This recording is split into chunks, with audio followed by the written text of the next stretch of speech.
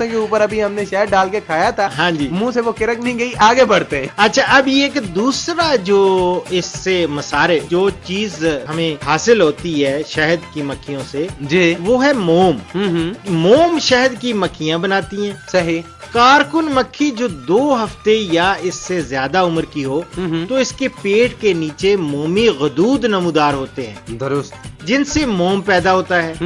پیٹ کے نیچے 8 مومی غدود پائے جاتے ہیں. اچھا, یاد رکھیں 8 سے 9 کلو گرام شہد کھانے کے بعد مکھیاں 1 کلو گرام موم تیار کرتی ہیں. یعنی 8 سے 9 کلو گرام شہد کھانے کے بعد 1 کلو گرام 1 کلو گرام موم تیار کرتی ہیں. ٹھیک ہے. جب مکھی کو شہد کے چھتے بنانا ہوتے ہیں تو شہد کھاتی ہے. صحیح.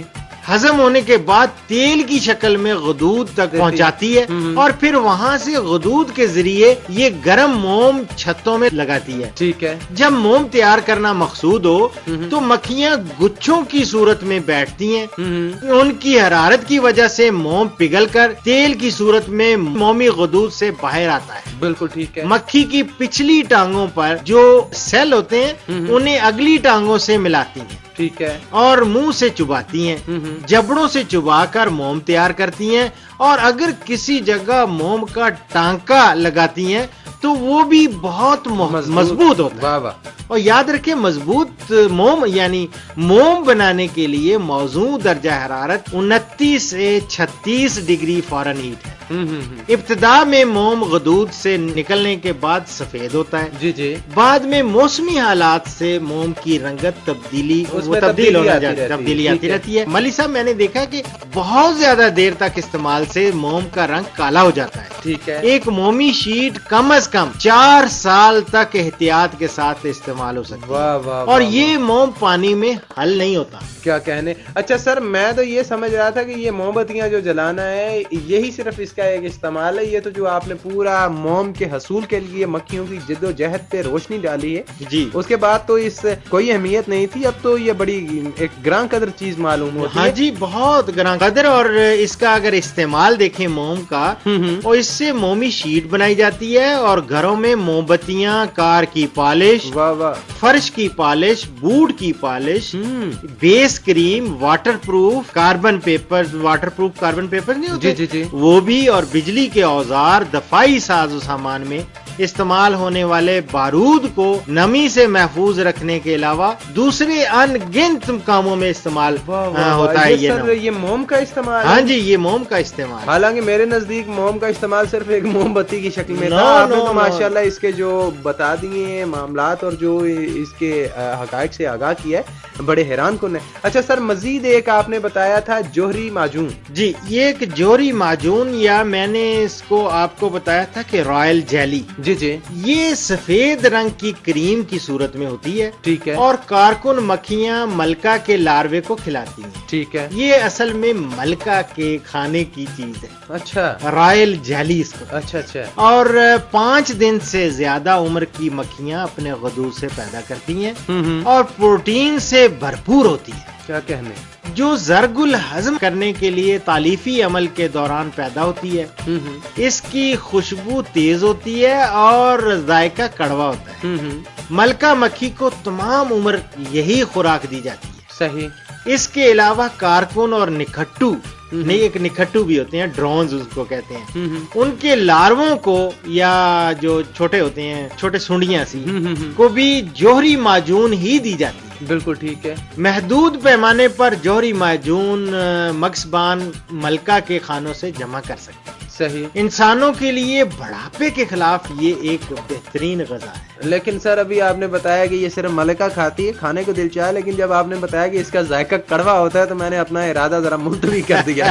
لیکن یہ اگر آپ کو اس کو فائدے کا پتہ چلے تو آپ یقین کریں, خاص طور پہ بڑھاپے کا کہا نا میں نے جب ذکر کیا. جی جی. تو یہ ہے کہ عام طور پہ دیکھا گیا ہے کہ شہد کی مکھیاں جو کارکن ہیں اور ڈرونز ہیں ان کی عمر تھوڑی ہوتی ہے اور شہد کی ملکہ کی عمر بہت زیادہ لمبی ہے. صحیح. تو اس کو کھانے سے یہ بھی ایک لوگوں میں تاثر ملتا ہے کہ انسان کی زندگی لمبی ہوتی ہے تو طویل عمر پانے کے لیے بھی ضروری ہے اور یہ اگر آپ دیکھیں تو کڑوی بھی آپ کھائیں گے اور مزہ آئے گا. فوائد ہیں جو وہ بڑے دور. اگر اس کے فوائد اور استعمال کو ہم دیکھیں تو جوہری معجون یہ رائل جیلی ملکہ کی پرورش کے لیے استعمال ہوتی ہے. صحیح. اس کا مواد ایک مرکزی غذا ہے اس لیے اس محدود پیمانے پر بطور اضافی خوراک استعمال کرتے ہیں. ٹھیک ہے. یہ انسان کو تمام قسم کے وٹامنز، تیزاب، لحمیات اور معدنی مواد فراہم کرتے ہیں. کیا کہنے. اور ملی صاحب بچوں بڑوں کے جسم میں تازہ خون پیدا کرنے میں مدد دیتی ہے. کیا بات ہے. اس سے دوران خون میں اضافہ ہوتا ہے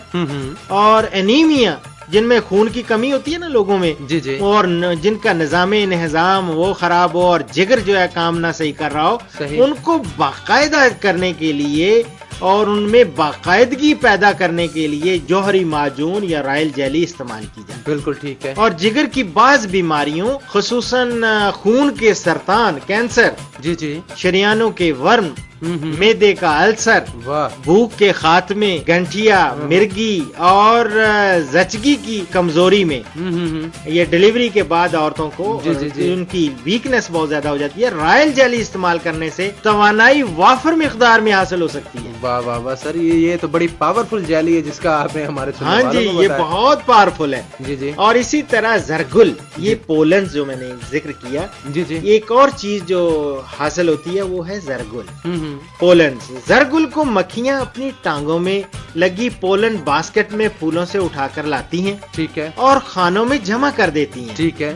اگر کسی علاقہ میں پھول زیادہ ہوں گے تو زرگل بھی زیادہ حاصل ہوگا. بالکل ٹھیک ہے. مغربی ممالک میں ہم نے دیکھا ہے کہ زرگل کی مانگ زیادہ ہو رہی ہے. بالکل ٹھیک ہے. اور کسان اپنے کھیتوں میں عملے زیرگی جو عملے زیرگی کہتے ہیں جو کراس پولینیشن ہوتی ہے پولینیشن زیادہ بہتر کرنے کے لیے مکھیاں کرائے پر حاصل کرتے ہیں. واہ واہ واہ. جس سے ایک تو شہد حاصل ہوتا ہے دوسرا پولن اور تیسرا فصل بھی اچھی ہوتی ہے. کیا بات ہے. ظاہری بات ہے وہ عملے تولید غالباً اسے کہتے ہیں ایک پھول سے دوسرے تک. اچھا سر اس کے استعمال اور فوائد کیا کیا ہیں؟ یہ پولنز کے ملی صاحب مگزدان کے اندر جو مگزدان میں کہہ رہا ہوں وہ جو باکس ہوتا ہے اس کے اندر پولن ٹریل لگا دیتے ہیں اور جب مکھیاں پولن لے کر آتی ہیں اور ان سوراخوں سے گزرتی ہیں تو پولن نیچے گر جاتا ہے. ٹھیک ہے. نیچے ایک موٹا سا کاغذ یا چھوٹی پولن ٹرے رکھی جاتی ہے.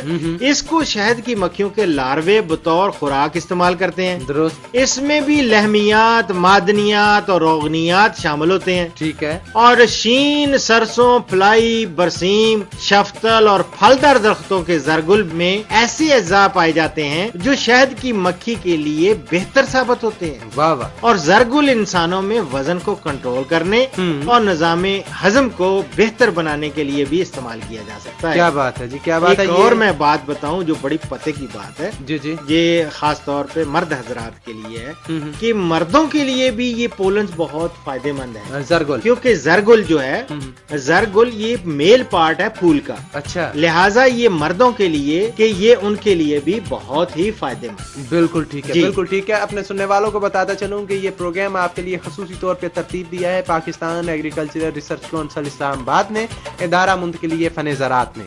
آئیے ہمارا ہیلپ لائن پرومو سنتے ہیں.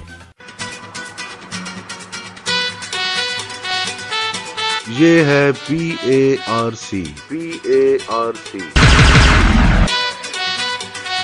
ادارہ منتقلی فن زراعت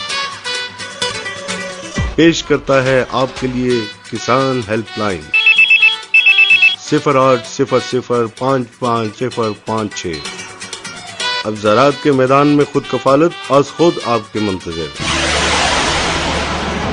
ہر پیر سے جمعہ تک صبح 8 بجے سے دوپہر 3 بجے تک ڈائل کیجئے یہ ٹول فری نمبر اور پائیں اپنے زرعی مسائل کا حل. پاکستان ایگریکلچرل ریسرچ کونسل اسلام آباد کسان کی خدمت میں پیش.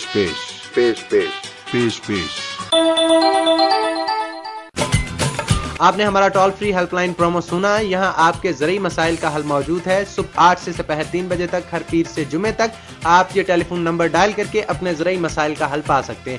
ڈاکٹر صاحب آج کا ہمارا یہ پروگرام ہے جو یہ اختتام کی جانب بڑھ رہا ہے. تو آپ نے جو مصنوعات جو بتائی تھی جن کا حصول ہے زرگل کے بعد، ایک اور میرا خیال ہے کہ ہمارا پڑاؤ باقی ہے، وہ کون سا ہے؟ ایک ہوتا ہے نہلی سریش. جی جی، یہ میں نے آپ کو کہا تھا، اس کو پروپولز کہتے ہیں. اس کو شہد کی مکھی کا گوند بھی کہتے ہیں. صحیح. شہد کی